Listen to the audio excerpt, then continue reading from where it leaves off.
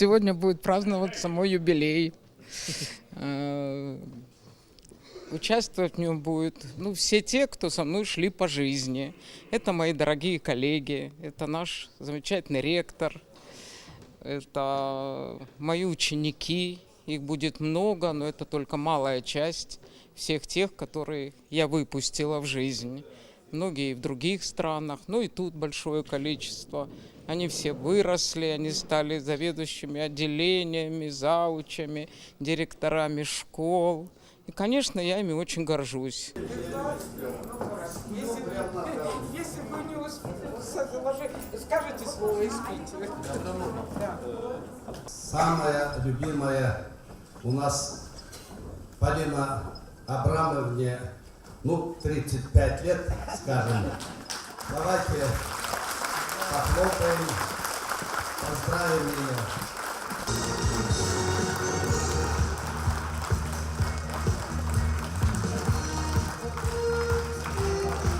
Веры Борисовны Носовой и Александра Львовича Михелеса.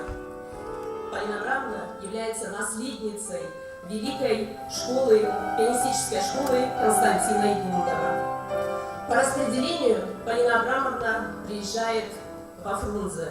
Представителя посольства Российской Федерации в Кыргызстане Ивана Неверковича. Уважаемая Полина Абрамовна, от имени посольства Российской Федерации, представительства сотрудничества в Кыргызской Республике и Российского центра науки и культуры в Бишкеке, позвольте поздравить вас с юбилеем, поздравить с этим праздником также всех ваших коллег, учеников и просто поклонников. Мы высоко ценим. Я могу им дать такой совет, что, на мой взгляд, культура – это все. Экономику можно как-то подтянуть. У нас есть примеры Японии, примеры Кореи, когда они именно все бросили на культуру, все средства. Но мы видим, что это за страны. Потому что все можно, экономика восстановима. Если культура ухнет так, что ее трудно будет поднять. Поэтому всем, кто занимается в сфере культуры, искусства, я советую не опускать руки, а вкладывать в это все свои силы, весь свой талант.